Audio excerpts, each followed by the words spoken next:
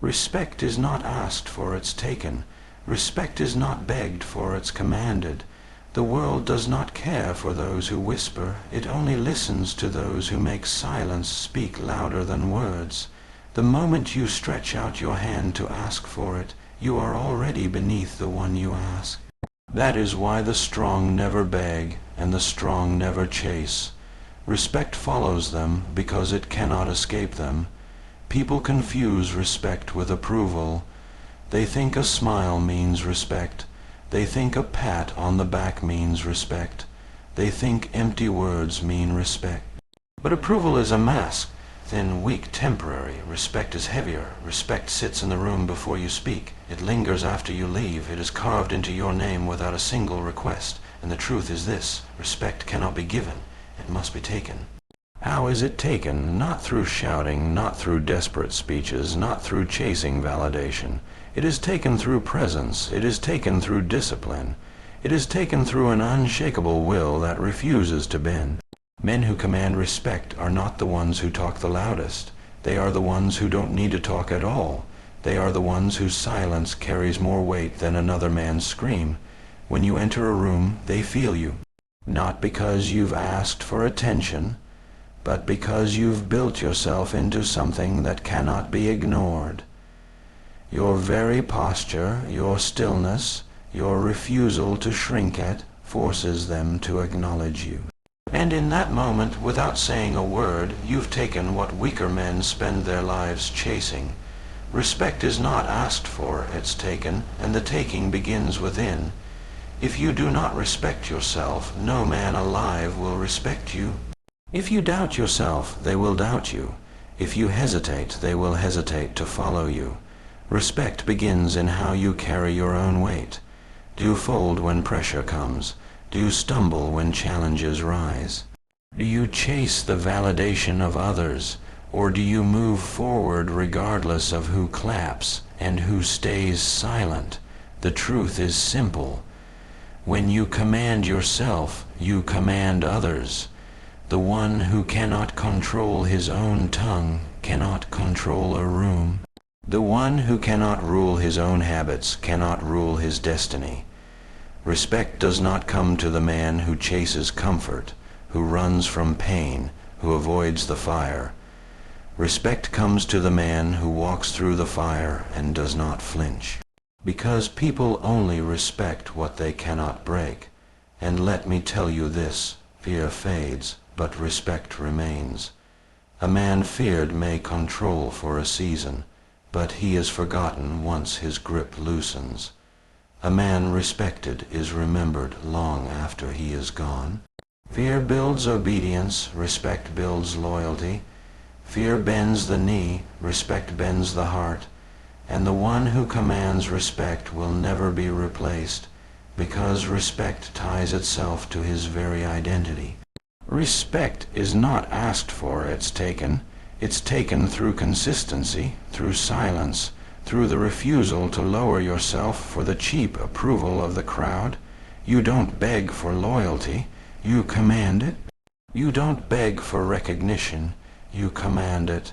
And when they see that you will not move, when they see that your backbone is iron, when they see that your word is law to yourself first, then, without asking, they will give you what you already knew was yours.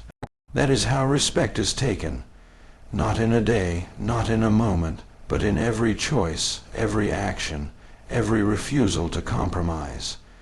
And once you have it, once it is bound to your name, you never need to ask again. Respect is not asked for, it's taken. Noise is cheap. Noise is everywhere. Any man can raise his voice, shout his name, scream his anger into the air, and believe that makes him strong. But strength is never measured in volume. Strength is measured in silence, the silence of a man who doesn't need to announce his worth, because his worth is carved into his every action. Noise is desperation. Discipline is certainty. The loudest in the room is usually the weakest, trying to cover the cracks in his armor by rattling his tongue. He believes if he speaks enough, if he shouts enough, if he demands enough, The world will mistake his chaos for strength. But the world is not fooled. It never respects noise. It respects control. Power is in the man who can hold his tongue when insulted, and yet cut deeper with a glance than another man can with 1,000 words. Power is in the man who can sit in silence while others unravel, who can keep his composure when the world around him is crumbling. That is discipline, and discipline is command. Look around you. Men rise, men fall. Leaders come, leaders go. But the ones who endure, the ones who hold the reins long after the noise dies down, are the ones who live by discipline, because discipline is not temporary. Noise fades when the crowd turns its head. Discipline endures when no one is watching. Discipline is doing what must be done even when no one will ever know you did it. Power does not belong to the loud. It belongs to the consistent. It belongs to the man who wakes up when he doesn't want to, who trains when he is tired, who sharpens his mind when others are wasting their hours on nothing. That man may not speak, that man may not make noise, but when he stands, the room falls silent because they feel something he never had to say. Noise is the currency of the weak. Discipline is the wealth of the strong. The man who brags about what he will do never does it. The man who quietly builds, who bleeds in silence, who fights battles in the dark, he is the one who holds power when the light comes. Because noise is an illusion, but discipline is reality, power comes from mastery of the self. If you cannot control your hunger, your anger, your laziness, your fear, then you cannot control anything outside yourself. Men try to conquer the world without first conquering their own habits. They make noise about their ambition, noise about their plans, noise about their dreams, but without discipline, it all rots into dust. Ambition without discipline is just noise. Noise is wind. Discipline is steel. Noise blows around, loud for a moment, then gone.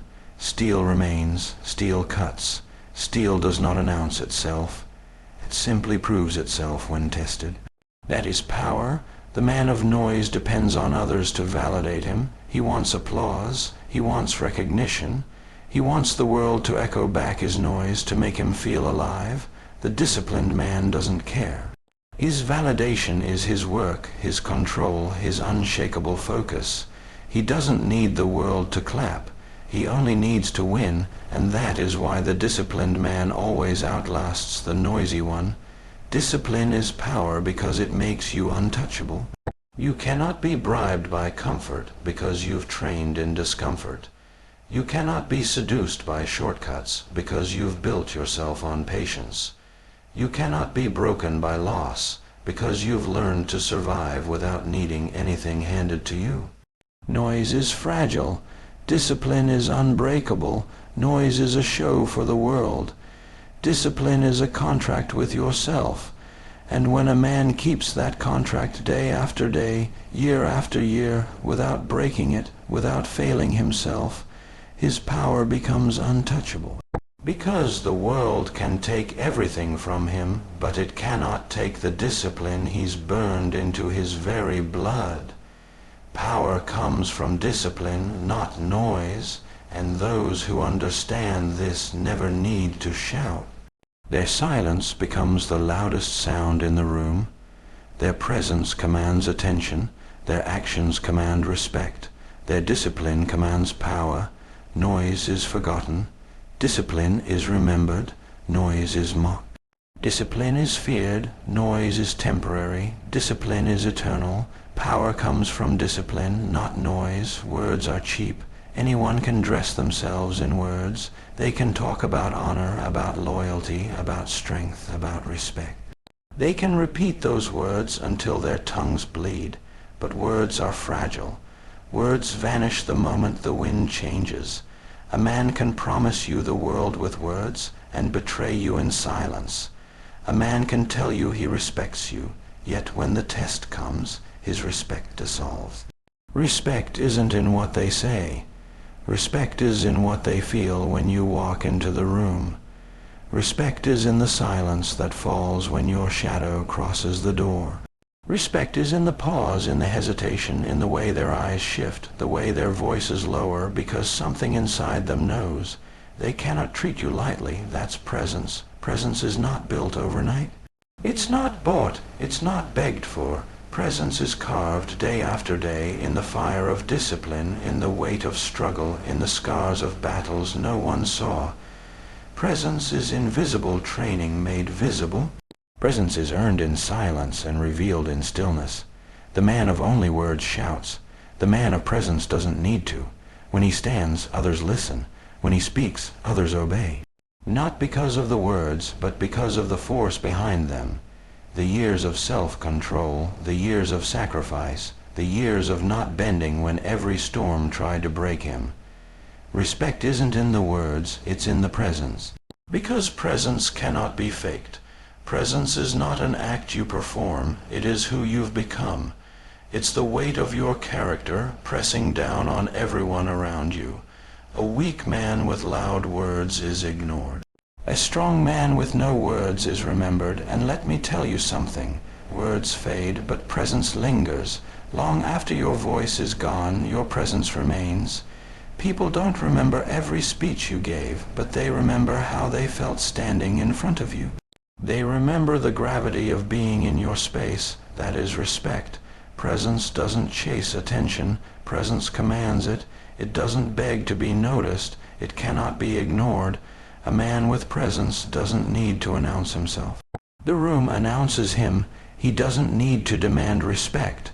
Respect bends toward him like iron pulled to a magnet. Respect isn't in the words, it's in the presence. That's why the quiet man can command a room more than the loudest fool. That's why stillness can terrify where shouting cannot. Because presence is heavier than sound. Presence speaks a language that words can never touch. Presence comes from self, mastery, from knowing who you are and refusing to let anyone shake that foundation.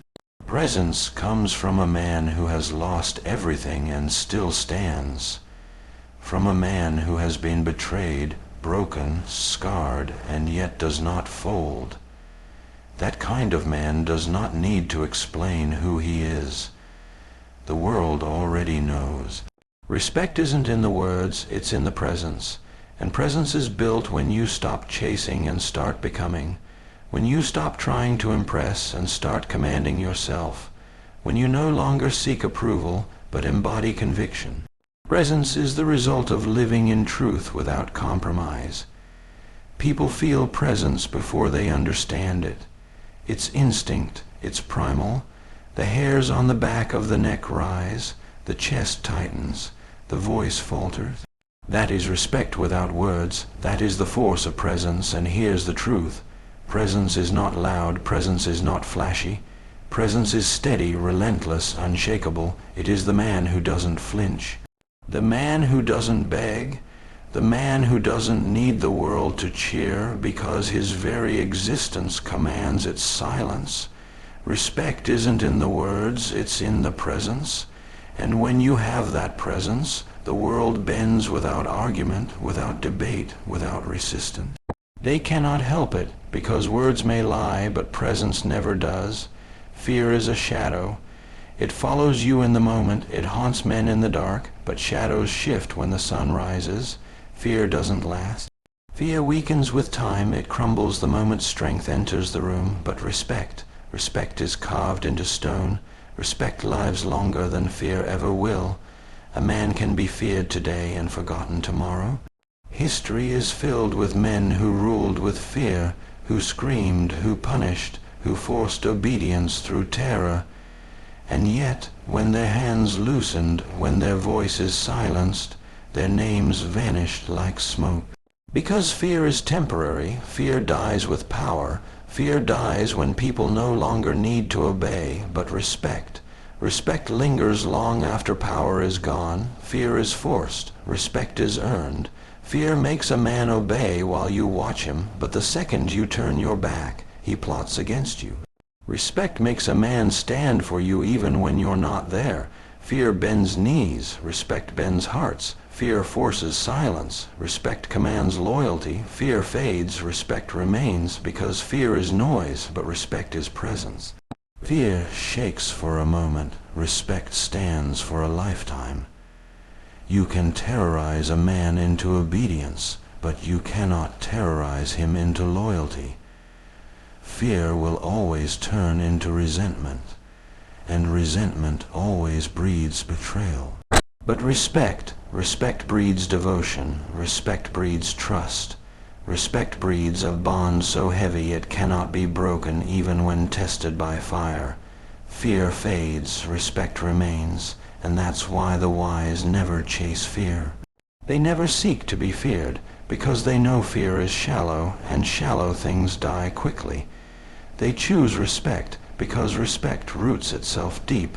It binds itself into memory. It outlives the man himself. Think about it. What happens to the tyrant when he falls? His name is spit on, his memory is cursed, his legacy burns. But what happens to the respected man when he falls? His name grows louder, his memory becomes legend. His presence remains in every life he touched. Fear ends when the tyrant dies. Respect begins when the respected man does. Fear is power borrowed, respect is power owned. Fear forces men to follow. Respect makes men choose to follow. Fear is a leash. Respect is gravity. One breaks, the other holds forever. Fear fades, respect remains. Because fear comes from weakness, but respect comes from strength. The man who seeks fear is insecure.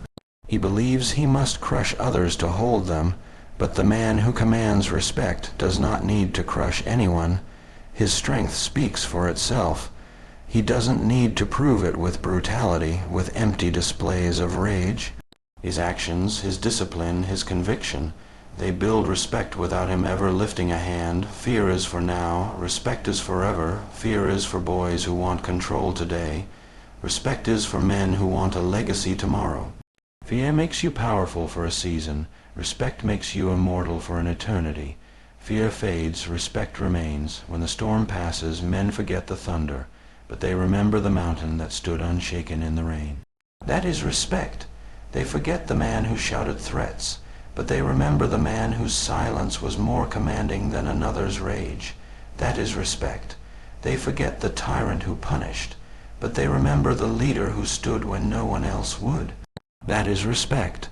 Fear fades, respect remains, and if you live your life chasing fear, you will be forgotten the second you fall.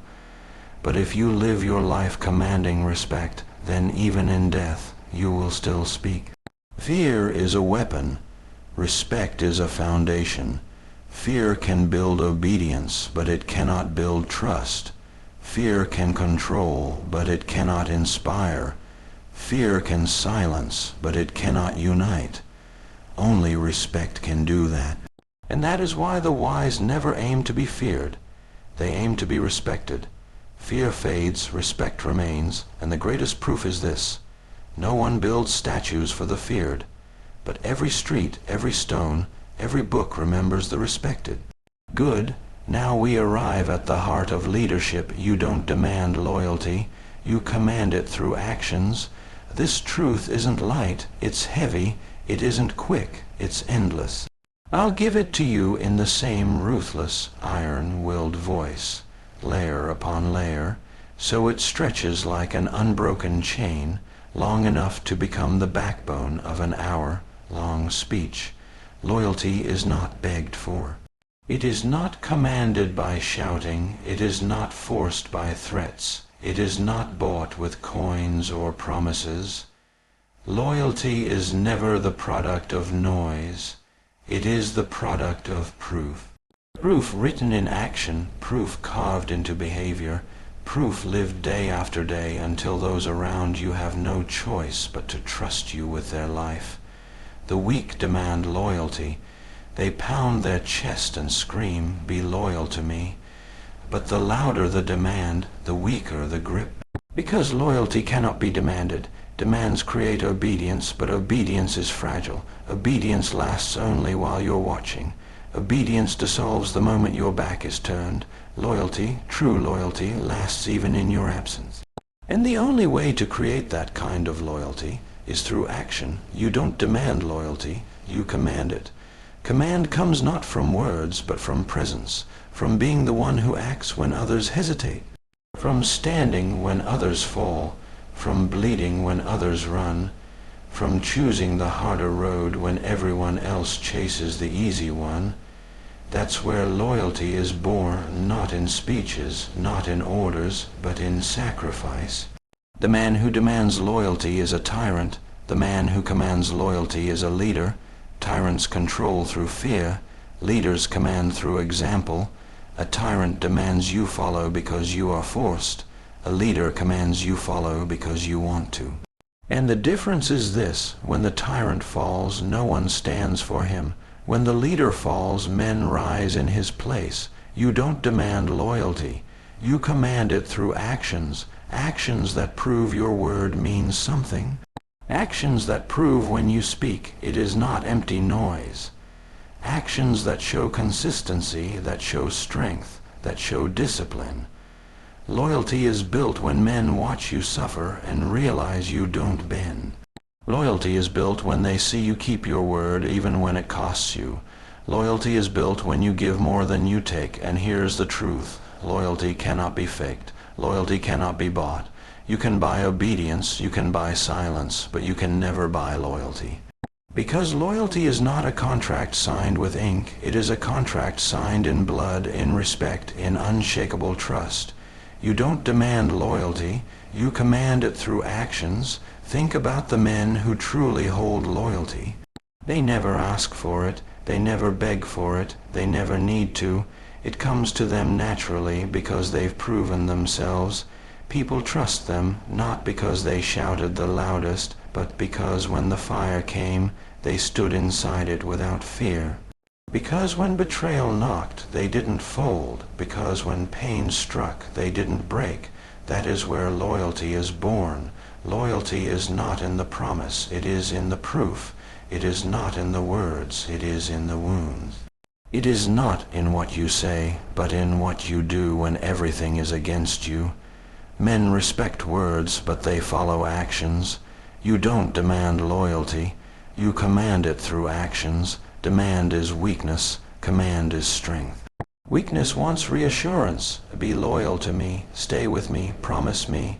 Strength doesn't ask, strength proves, and when strength proves, men don't leave, they don't betray, they don't turn, because they've seen enough in your actions to tie themselves to you without hesitation.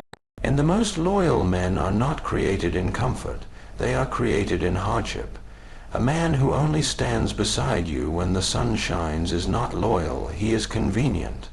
But the one who stands when the storms rage, when the knives are drawn, when the ground shakes, that man's loyalty is unbreakable.